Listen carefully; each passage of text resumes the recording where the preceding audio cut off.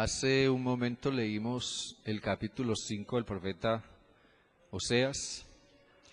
Voy a pedirle que miremos de nuevo allí en su Biblia, en el mismo libro. Vamos a leer los versículos del 1 hasta el 6 del capítulo 6, libro de Oseas.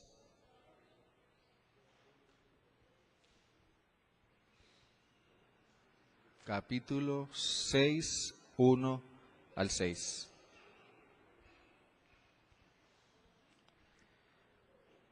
Dice: vengan, volvamos nuestros ojos al Señor. Ciertamente Él nos arrebató, pero nos sanará. Nos hirió, pero vendará nuestras heridas. Después de 2 días nos dará vida y el tercer día nos resucitará para que vivamos en su presencia. Entonces conoceremos al Señor y más lo iremos conociendo. Vendrá a nuestro encuentro como la luz del alba, como las mañanas y las lluvias tardías. ¿Qué voy a hacer contigo, Efraín? ¿Y qué voy a hacer contigo, Judá? La piedad de ustedes es como una nube matutina, es como el rocío del amanecer que pronto se desvanece. Por eso los hice pedazos por medio de los profetas, los aniquilé con las palabras de mi boca. La sentencia contra ustedes brotó como la luz. Lo que yo quiero es misericordia y no sacrificio, conocimiento de Dios más que holocaustos. Dios, gracias por este bello día, por el gozo de poder ver a nuestro hermano, a nuestras hermanas, a todos nuestros iguales en tu iglesia. Gracias por las personas que hoy, Señor Dios, nos visitan, rogando porque tu gracia y la luz de tu verdad llegue, Señor, a todos los corazones. No estamos aquí en vano esta mañana. Estamos aquí con el propósito, Dios, de tener un nuevo encuentro con tu palabra. Pero yo sé, Dios, que tú siempre nos hablas. Te rogamos que nos ayudes a escucharte, a prestar atención y a recibir tu palabra. Que esa palabra tuya, oh Dios, haga en nosotros lo que tú quieres y que no vuelva a ti vacía. Guíanos por tu Santo Espíritu, te lo ruego, Padre, en el nombre de Jesús. Amén y amén. Hoy ustedes llegaron temprano y yo quiero felicitarlos por eso. ¿Saben? Eso me trae mucha consolación. Parece que a veces cuando se sacude el árbol, entonces las frutas caen. Así que esto me hace pensar que hay cosas que realmente nosotros tomamos profundamente en serio. Pero yo no debiera predicar este mensaje de hoy a ustedes. Sin embargo, pues creo que es importante hacerlo, porque todavía faltan otros por llegar y eso significa que todavía faltan otros por aprender. No es nuestro propósito incomodar en absoluto a nadie, porque todos nosotros podemos tener a veces inconvenientes para llegar temprano o para no llegar al culto, y eso nos pasa a todos, por muchas razones. Pero no es a eso lo que nos vamos a referir. Vamos a referir es a una vida disciplinada, en la medida que podamos hacerlo, de cumplir con el Señor. Estamos enfocándonos hoy en el profeta Oseas. Y el contexto del ministerio del profeta Oseas es un tiempo sumamente difícil del pueblo de Israel. Difícil en el sentido de que el pueblo de Israel se estaba alejando paulatinamente de Dios. Y como consecuencia Dios se alejaba de ellos. El pueblo de Israel en el Antiguo Testamento siempre ha sido nuestro referente para comprender la revelación de Dios, para conocer a Dios. Y es en el trato de Dios con el pueblo de Israel que Dios se da a conocer, Dios da su revelación, Dios da a conocer su voluntad, sus propósitos, y es a través de ese trato de Dios con Israel que nos llega su palabra. Y a través de ese trato de Dios con Israel que llegó Jesús, el Mesías, el Señor, nuestro Salvador. Entonces por eso siempre estamos hablando de Israel. Israel es nuestro referente. Y el pueblo de Israel siempre fue un pueblo difícil. Siempre fue un pueblo difícil. Hasta cuando Jesús vino, Israel era un pueblo difícil. Era un pueblo difícil para Dios. Siempre fue un pueblo difícil incluso para Dios. Y creo que la primera cosa que aprendemos nosotros es que nosotros, los seres humanos, somos difíciles. Aún como cristianos solemos ser difíciles para Dios. Solemos ser cabezaduras, solemos ser tercos, obstinados, duros de corazón, orgullosos. Sí, muchas veces, demasiadas quizás somos, aún para Dios somos difíciles. Y eso lo encontramos nosotros en el pueblo de Israel. El libro de Oseas es un profeta de aproximadamente el siglo VI antes de Cristo. Y siempre que el pueblo de Israel estaba cayendo en situaciones de grande rebelión y desobediencia a Dios, y la vida se les volvía una corrupción terrible, entonces Dios siempre enviaba a sus profetas. Siempre que las cosas estaban difíciles, para volver a poner otra vez en orden al pueblo de Israel, Dios enviaba a sus profetas y enviaba su palabra. Claro, los verdaderos profetas de Dios siempre venían para traer palabra de Dios, para llamar al pueblo de Dios al arrepentimiento, a volver a Dios, a reconocer sus pecados, a humillarse delante de Dios y a quebrantar su voluntad delante de Él. Siempre Dios enviaba a sus profetas. Así que entre todos esos profetas que Dios envió en determinados momentos de la historia al pueblo de Israel, está Oseas. Y nosotros debiéramos darle gracias al Señor, porque Oseas viene también hoy a nuestro tiempo. Porque Oseas viene también hoy a nuestra iglesia. Y porque el profeta Oseas está aquí presente esta mañana a través del legado que él nos dejó en el Antiguo Testamento, con su mensaje de alerta, su mensaje de advertencia, su mensaje de juicio, que llama otra vez hoy a la iglesia a volver en serio a una profunda relación con Dios. Así que Oseas, el libro de Oseas tiene dos partes. La primera parte, que son los capítulos 1 hasta el 3, se enfoca en el profeta mismo y en su vida personal. Pero la segunda parte, que son los capítulos 4 hasta el 14, describen, miren bien, una profunda controversia entre Dios y su pueblo a causa de su infidelidad. ¿Puede usted pensar en el sentido de la palabra controversia? Dios es un Dios que entra en controversia con su pueblo cuando éste no anda bien de acuerdo a sus propósitos y a su voluntad.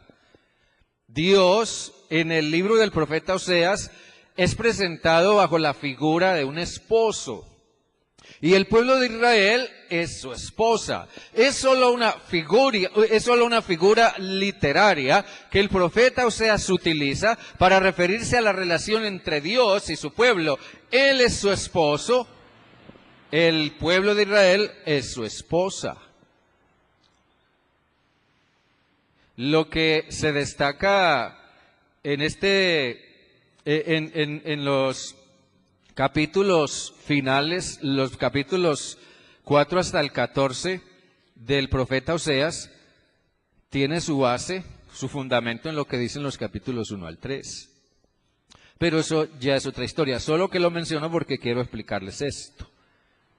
Quiero decirles que lo que Oseas nos describe aquí es a un Dios que como esposo se duele, se entristece, está ofendido a causa de la infidelidad de la que considera su esposa. Porque Israel es una esposa que no cumple. Israel es una esposa que no está a la altura de lo que su esposo espera de ella. Israel es una esposa que ha incurrido en una conducta de la que no se da cuenta, que su falta de cumplimiento para con su esposo raya en la deslealtad. Y que por eso no está a la altura de la dignidad de su esposo. Y que como esposa falla en contraste con Dios, que es un esposo bueno y fiel. En el capítulo 8, en el capítulo 2, en el versículo 8, nosotros encontramos la queja triste de Dios.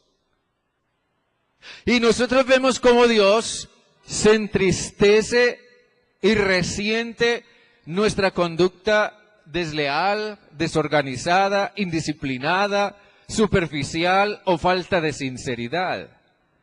Y allí en el versículo 2, en el capítulo 2, en el versículo 8 dice, y es que ella no ha reconocido que soy yo quien le ha dado el trigo, el vino y el aceite, que soy yo quien le ha multiplicado la plata y el oro, que ahora le ofrece a otro Dios, que ahora le ofrece a otros intereses, que ahora le ofrece a otros propósitos o a otras prioridades. Dios es un Dios a quien le duele en alguna manera nuestra infidelidad.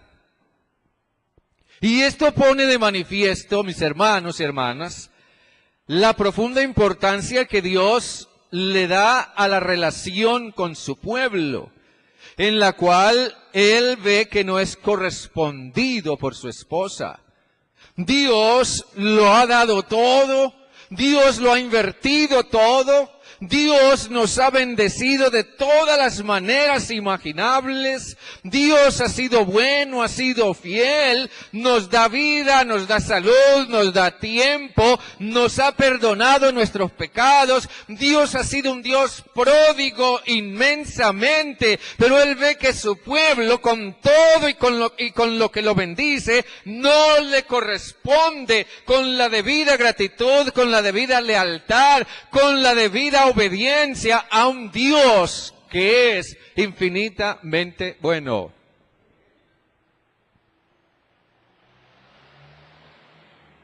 No obstante, en los capítulos de la segunda gran parte del libro del profeta Oseas, Dios continúa insistiendo en procurar atraer de nuevo a su esposa, el pueblo de Israel, a la fidelidad a Él. Dios hace todo lo posible porque su esposa vuelva en obediencia, en fidelidad, en lealtad, en afecto para con Dios, su esposo. Así que en ese sentido podemos destacar en forma general varias cosas aquí. Primero, Dios describe los males de la infidelidad. Yo pienso que la forma como nosotros usamos nuestros dones, nuestras capacidades, cómo usamos nuestra mente, cómo usamos nuestra lengua, cómo usamos nuestros ojos, cómo usamos nuestro tiempo, todo eso manifiesta qué tan fieles o infieles somos a Dios. Y Dios describe los males de la infidelidad. En los versículos 1 al 3 del capítulo 4, Dios dice, hijos de Israel, oigan la palabra del Señor. El Señor ha entablado un pleito contra los habitantes de la tierra, porque ya no hay en la tierra verdad, ni misericordia, ni conocimiento de Dios. En cambio, abundan el perjurio, la mentira, las muertes, los robos, los adulterios y el homicidio uno tras otro. Y dice, por eso la tierra está de luto y desfallecen todos sus habitantes. Por eso mueren las bestias del campo, las aves del cielo y aún los peces del mar. La infidelidad no puede traer cosas o consecuencias diferentes, más que males. Males de toda índole. Otra cosa que es importante describir aquí o destacar es que Dios envía un serio mensaje a los líderes, que son aquí los sacerdotes, al pueblo, que son los seguidores del líder, y luego al rey y a su casa, que son los gobernantes. Dios envía una advertencia, un mensaje de advertencia muy seria a los líderes, a los seguidores de los líderes y a los gobernantes. En los versículos 1 al 3 del capítulo 5 dice, ustedes los sacerdotes escuchen esto, y ustedes los de la casa de Israel, los que siguen al sacerdote, los que siguen a los líderes, presten atención. Y ustedes los de la casa real, los gobernantes, óiganlo bien, porque la sentencia es contra ustedes. Pues en Mizpá fueron una trampa y en el Tabor fueron una red. El juicio, la sentencia es contra ustedes, dice el Señor. Y otra cosa que a la luz de eso es importante destacar, es que el pueblo, al percibir la advertencia de Dios, parece responder a lo que de pronto se le presenta. Porque en el capítulo 5, en el versículo 15, dice, después de eso volveré a mi santo lugar hasta que ellos reconozcan su pecado y busquen mi rostro, porque en su angustia me buscarán. Dios decide apartarse. Dios decide alejarse. Dios dice, bueno, si no soy importante para ustedes, si no soy una prioridad para ustedes, si no soy para ustedes alguien en quien puedan confiar, si no soy para ustedes el Dios que yo quiero ser para ustedes, entonces simple y sencillamente me aparto. Dios es un Dios que tiene dignidad, tiene honor, y por tanto cuando Él ve que no es tomado lo suficientemente en serio, Él se aparta. Él dice, volveré a mi lugar hasta que reconozcan su error, hasta que reconozcan que están andando mal, hasta que reconozcan su pecado. Yo me apartaré. Y el problema más grande es que cuando Dios se aparta, queda un profundo vacío de Dios, insoportable de llevar. No se puede vivir en un vacío de Dios. Yo no sé cómo hacen las personas que dicen negar a Dios o que han apartado a Dios de sus vidas y de sus pensamientos. Viven en un vacío de Dios que solamente ellos mismos podrán saber cómo es en el interior de su corazón. No se puede vivir en un vacío de Dios. Así que Dios se aparta y dice en su angustia, en esa angustia que causará el vacío que dejará mi presencia, yo espero que me busquen. Yo espero que me busquen. Entonces el pueblo parece responder. Y dice en el versículo 1 al 3 del capítulo 6, vengan, volvamos nuestros ojos al Señor. Ciertamente Él nos arrebató, pero nos sanará. Nos hirió, pero vendará nuestras heridas. Después de 2 días nos dará vida y al tercer día nos resucitará para que vivamos en su presencia. Antes de entrar en detalles en esta parte, el pueblo de Israel parece responder ante la advertencia de Dios, el mensaje de juicio de Dios y la ausencia de Dios. Parece responder como que se angustia por la ausencia de Dios, como cuando usted o yo o alguno de nosotros tratamos de una manera indebida a otra persona y hacemos que se vaya, y cuando se va entonces nosotros reaccionamos y nos sentimos mal y sentimos remordimientos y comenzamos a pensar, caramba, yo no traté bien a esta persona y por mi causa, por mi culpa se fue, se alejó, yo no me siento bien con esa situación. Así que de esa manera el pueblo de Israel reacciona.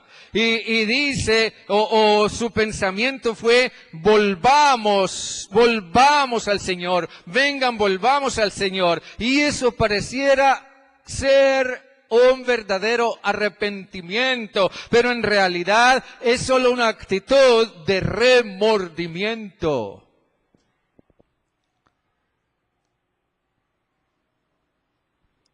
Yo creo que en alguna manera todos nosotros sabemos lo que son los remordimientos y lo que los remordimientos causan. Los pensamientos que vienen a nuestra mente cuando tenemos algún tipo de remordimiento. Y en este caso, el pueblo de Israel siente remordimiento. Pero en medio de su remordimiento, ellos vienen delante de Dios solamente motivados con el sentir o el propósito de sentirse bien con ellos mismos. Y al final terminan echándole la culpa a Dios por lo que les está pasando. Él nos arrebató, Él nos hirió, Él fue el que fue duro con nosotros. Él se fue porque se quiso ir y se quiso alejar, pero el de la culpa fue Él. ¿Me entienden lo que estoy diciendo? Ellos terminan echándole la culpa a Dios. Y ahora pareciera que vienen con una actitud condescendiente. ¡Ay, qué pesar con Dios!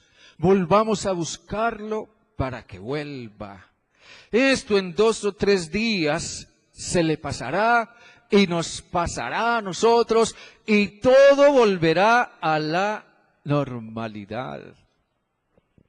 Es como cuando un esposo violento golpea a su esposa, después siente remordimientos y va y le dice, mira, yo te golpeé porque tú me hiciste enojar. O sea, tú tuviste la culpa.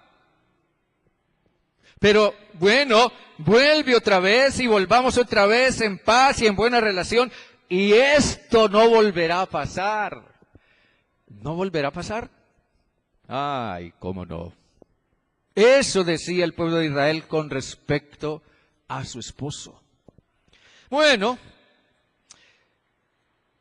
ellos parecen responder, pero Dios demuestra que a Él no se le puede engañar de ninguna manera. Y que lo mejor es venir a Él con un corazón sincero. Ah, sí. Entonces, en el versículo 4 del capítulo 6 es donde nos hemos de enfocar estos minutos que nos restan. ¿Qué voy a hacer contigo, Efraín? Miren bien. ¿Qué voy a hacer contigo, Efraín? ¿Y qué voy a hacer contigo, Judá? Efraín y Judá son solamente nombres históricos o simbólicos del pueblo de Israel, y eso tiene su historia. Pero Dios le dice, ¿qué voy a hacer contigo, Israel? ¿Qué voy a hacer contigo, esposa mía? tú te estás portando mal, y ahora vienes diciendo que yo tengo la culpa, que el responsable de todos tus males y de tus tristezas soy yo, solo porque estoy tratando de hacerte ver tus errores para que cambies. ¿Qué voy a hacer contigo cuando veo que tu actitud de venir a mí no es sincera? No me estás dando la importancia que merezco, ni tampoco me estás dando el honor y la honra que como esposo me corresponde. ¿Qué voy a hacer contigo, Israel? Y tal vez Dios nos pregunte hoy también, ¿qué voy a hacer contigo, iglesia? ¿Qué voy a hacer contigo, hijos e hijas míos? ¿Qué voy a hacer contigo?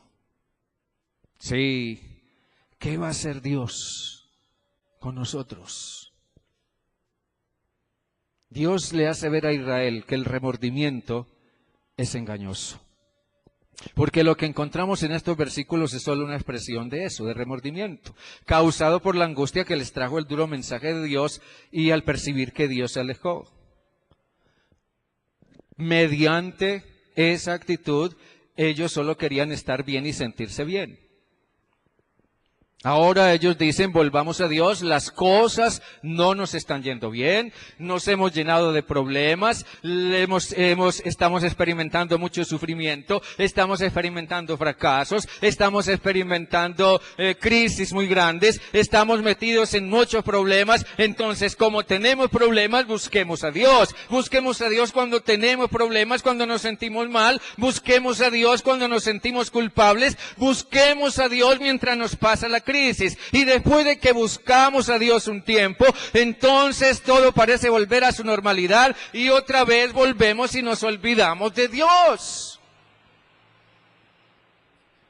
Por acá ha venido varias veces un señor que vive por acá cerca y siempre que viene es bienvenido y nos alegra mucho cuando viene. Pero siempre que viene es porque se siente mal. Es porque el médico le dijo, amigo, tú estás muy grave y te queda tanto de vida y muy pronto te vas a morir. Entonces él se llena de angustia y viene aquí al culto y viene y me dice, pastor, ahora sí voy a seguir al Señor. Pero ¿dónde está hoy?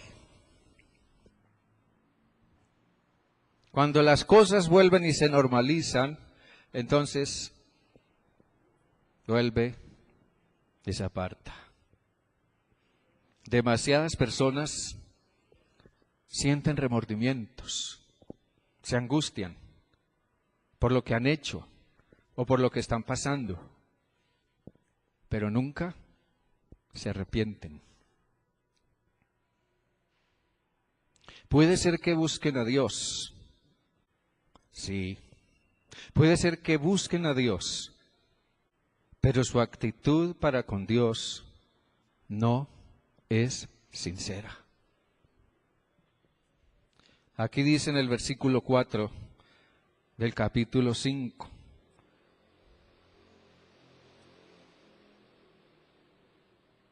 Como en ellos habita el espíritu de prostitución, es la forma como Dios, el esposo, se refiere a su esposa que está siendo infiel.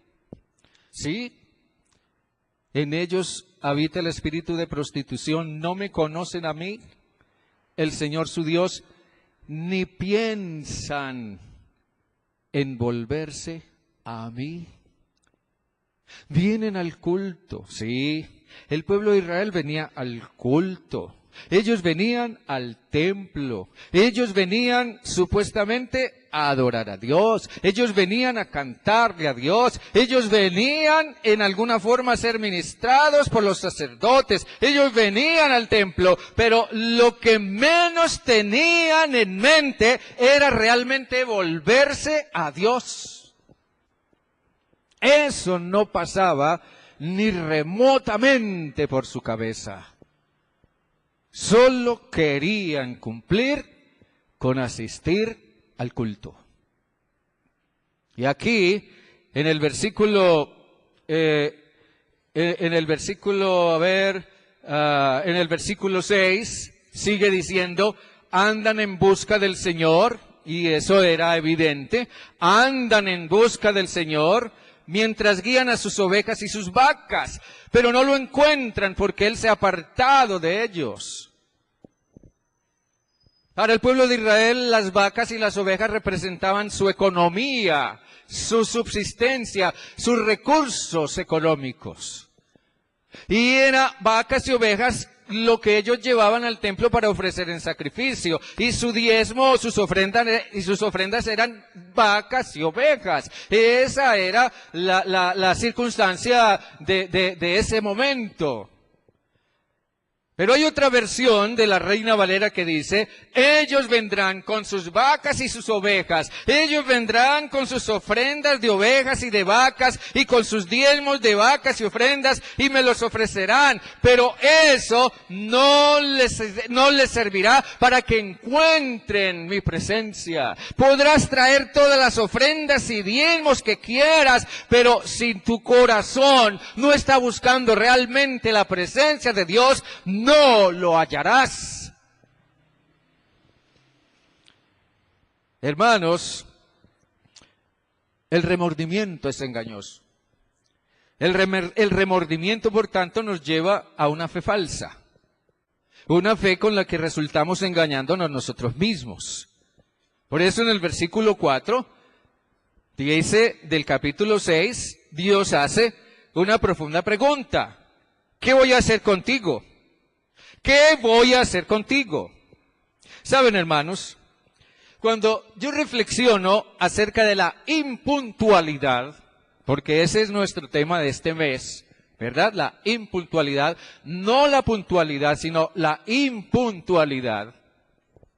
Por eso yo les decía al comienzo, tal vez este sermón no tenga por qué predicárselos a los que son puntuales, como ustedes, sino a los demás. Pero de todas maneras, cuando reflexiono acerca de la impuntualidad, no puedo dejar de asociarla con el arrepentimiento en nuestra vida. Cuando Dios observa el corazón del pueblo de Israel, su esposa, y cómo esa esposa procura acercarse a Él y buscar su presencia, Dios echa de menos su profunda sinceridad. Y Dios dice, tú no me estás buscando sinceramente, yo realmente no soy importante para ti. Así que cuando reflexiona uno acerca de la impuntualidad, vuelvo y repito, no se puede dejar de asociar con el arrepentimiento en nuestra vida. Nosotros tenemos la tendencia a confundir el remordimiento con el arrepentimiento. Algunas personas hacen algo malo, algo equivocado, se sienten culpables, se sienten mal y dicen, me arrepiento de lo que hice. No, eso es un error. Aparte de que está usando terriblemente mal el idioma castellano, arrepentimiento no es lo mismo que remordimiento.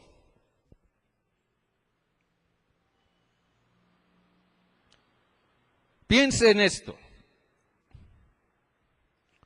Por ejemplo, cuando alguien está en un proceso de arrepentimiento, ojo, cuando alguien está en un proceso de arrepentimiento, uno se pregunta, ¿realmente llegaría tarde? Si nosotros estamos en un proceso de arrepentimiento, ¿llegaríamos tarde? Imagina esta situación. Cuando a una persona, puede ser a usted, a mí, cualquiera, Dios nos guarde, no sé, pero cuando a una persona le detectan una enfermedad grave, muy grave, que le golpea a usted profundamente, que le trae preocupación profunda, yo le aseguro que usted definitivamente desplazaría todo lo que fuera para darle lugar a un proceso de recuperación. ¿Sí o no? Cancélenme mi agenda, pido permiso en el trabajo, si es posible o necesario, consigo un préstamo económico, no sé, hago lo que sea, quito de en medio todo lo que sea, porque se trata de mí, se trata de mi salud, se trata de mi vida.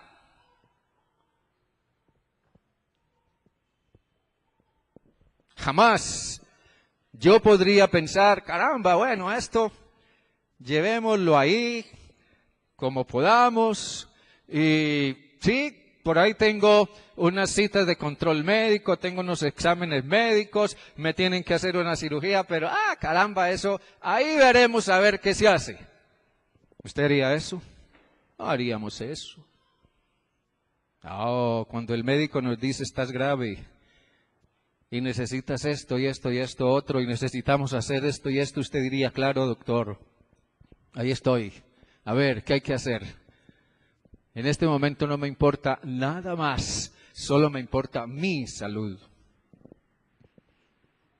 ¿Por qué? Porque usted está metiéndose en un proceso de recuperación de su salud.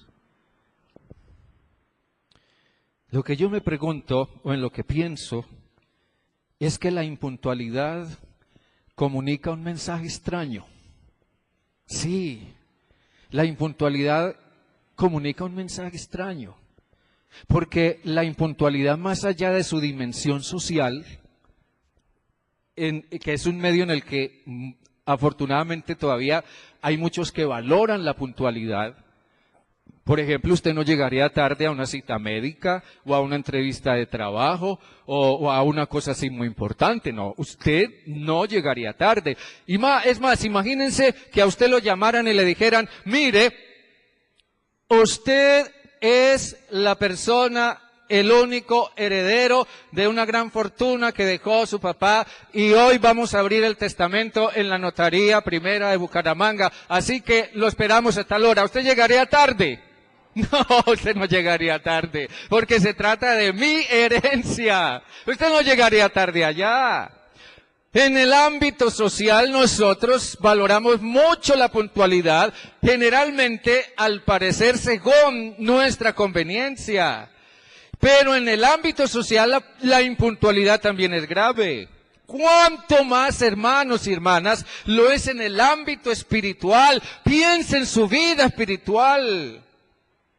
¿Acaso su vida espiritual no es importante para usted? ¿Acaso no es importante para usted que un día usted y yo tendremos que comparecer delante del trono de Jesús para ser juzgados y para rendirle cuentas de nuestras vidas? ¿No dice el apóstol Pablo que está establecido para los hombres que mueran una sola vez y después de esto el juicio? Y que cuando estemos delante del trono de Dios seremos juzgados de todo lo bueno o malo que hayamos hecho mientras estábamos en el cuerpo. Sí, hermanos, ¿es importante su vida espiritual para usted o no lo es? Yo creo que antes que otros se extrañen con nuestra impuntualidad, mire bien esto que voy a decirle, antes que otros se extrañen con nuestra impuntualidad, los primeros sorprendidos debiéramos ser nosotros mismos.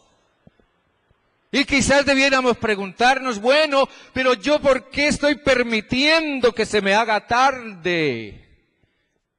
Ninguno de nosotros está exento o libre de que se le presenten inconvenientes. Sí, eso es parte de la vida. Y eso es comprensible. Pero a veces nuestra única disculpa es, perdón, se me hizo tarde. No, no se le hizo tarde. Usted permitió que se le hiciera tarde.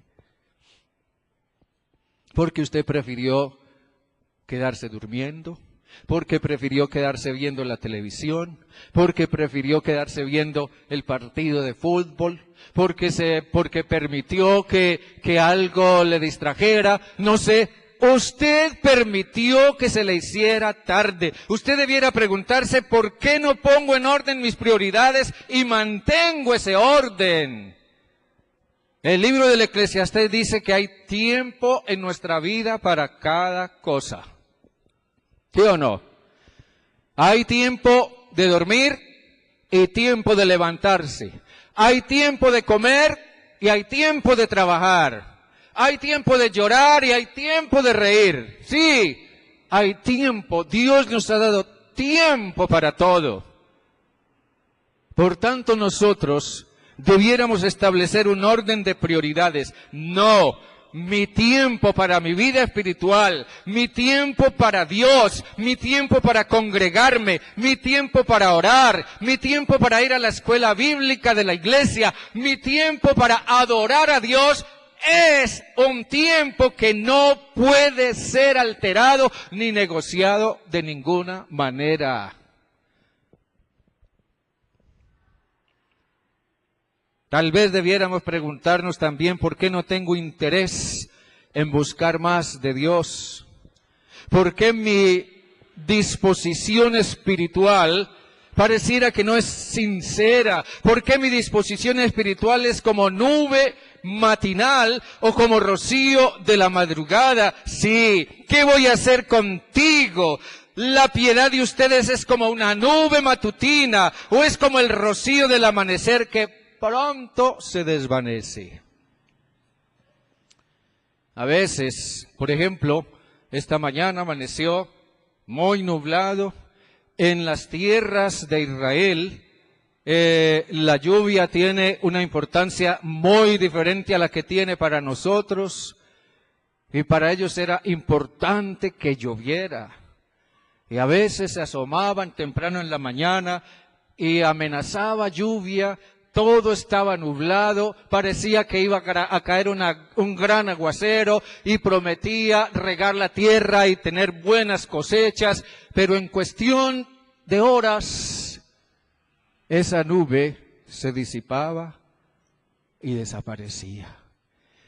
Y a veces lo único que quedaba era un rocío sobre la tierra que muy pronto también se secaba. Sí, vuestra piedad, dice Dios al pueblo de Israel, su esposa, su piedad, su disposición espiritual, su lealtad, su apasionada búsqueda de mí, es como la nube matutina. Pareciera que ahora sí este hermano va a arrancar, pareciera que ahora sí esta iglesia va a levantar, pareciera que ahora sí vamos a seguir al Señor como es, y entonces decimos, ¿cómo que llegó el momento? Pero cuando menos pensamos, todo vuelve y se apaga. Hermanos queridos, yo creo que la impuntualidad deja mucho que desear. Cuando no es sincero nuestro arrepentimiento, cualquier cosa vuelve a distraernos y a volvernos al mismo punto. Nos lleva a una piedad momentánea, a una disposición espiritual momentánea y a una búsqueda de Dios superficial. Y una última cosa. Es una pregunta en la que yo quiero que usted reflexione esta mañana. ¿Qué demuestra un verdadero arrepentimiento? Mire bien, piense en esa pregunta. ¿Qué demuestra un verdadero arrepentimiento? ¿Cuál es la diferencia entre un verdadero arrepentimiento y una vida simplemente tradicionalista o religiosa? Sí, yo voy al culto, voy a la escuela dominical. Si es que voy a la escuela dominical, sí, yo voy porque tengo la costumbre de hacerlo. Ya me acostumbré a ir y no me siento bien haciendo otra cosa, pero voy porque tengo la costumbre. O porque me acostumbraron desde niño, desde niña, no sé, voy porque tengo la costumbre. Asisto al culto porque tengo la costumbre de hacerlo. Entonces la pregunta en la que yo quiero que reflexione es, ¿cuál es la diferencia entre un verdadero arrepentimiento y una vida meramente religiosa? ¿Qué demuestra un verdadero arrepentimiento? Yo creo que a la luz de lo que dice el profeta Oseas, Dios suele tomarse su tiempo para hacernos ver las cosas. Y debiéramos agradecer a Dios su infinita y grande paciencia con nosotros. Sí, Dios demostró una gran paciencia con su pueblo, con su esposa, que no estaba a la altura de su relación con Él. y se tomó su tiempo para hacerle ver las cosas.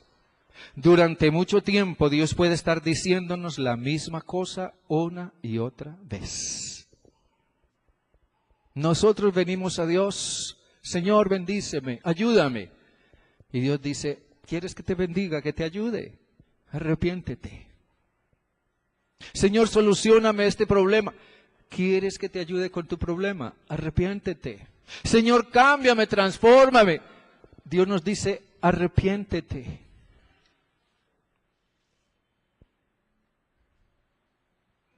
Y los profetas vinieron una y otra vez para traer a Israel el mismo mensaje. Dios nos llama a arrepentirnos. Hermanos queridos, más que nuestros altibajos espirituales, Dios desea, miren bien esto, más que nuestros altibajos emocionales o espirituales, Dios desea un sincero proceso de arrepentimiento en nuestra vida. Por eso el verdadero arrepentimiento tiene que ver con varias cosas que quiero mencionar muy brevemente. Tiene que ver con una consideración seria de la palabra de Dios. Tomar en cuenta en serio la palabra de Dios. Definitivamente. Tomar en serio lo que Dios me dice. Tiene que ver con un corazón quebrantado. ¿Se ha puesto usted a pensar en lo que es un corazón quebrantado? Un corazón quebrantado simplemente representa la vida total de una persona, representa su voluntad total, su voluntad más profunda. Así que un corazón quebrantado es una voluntad rendida totalmente al Señor. Si yo llego tarde al culto o no vengo a la escuela bíblica por X o Y razón, porque preferí quedarme durmiendo o alguna otra cosa, eso simplemente pone de manifiesto que tu corazón aún no se ha quebrantado ante Dios. No has rendido realmente tu voluntad a Él. ¿Me entienden lo que digo, hermanos? Amén. El verdadero arrepentimiento tiene que ver con dejar lo que está equivocado en nuestra vida. Hermanos queridos, vuelvo y aclaro, independientemente de las razones que tengamos para llegar tarde, que pueden ser justificables independientemente de eso, llegar tarde porque nos da simple y sencillamente la gana de llegar tarde, o porque no le damos importancia a las cosas de Dios en su debido nivel, es pecado. Eso es pecado delante de Dios. Si una persona a nivel social se ofende cuando nosotros llegamos tarde a una cita, piensen cuánto más pecamos contra Dios cuando llegamos tarde a la cita con Él. Ah, sí, Dios no pasa por alto nuestro pecado, porque Dios es un Dios perfecto. Hermanos queridos, en tanto nosotros no quebrantemos nuestra voluntad a Dios y dejemos las cosas que están equivocadas en nuestra vida, seguiremos pecando contra Dios.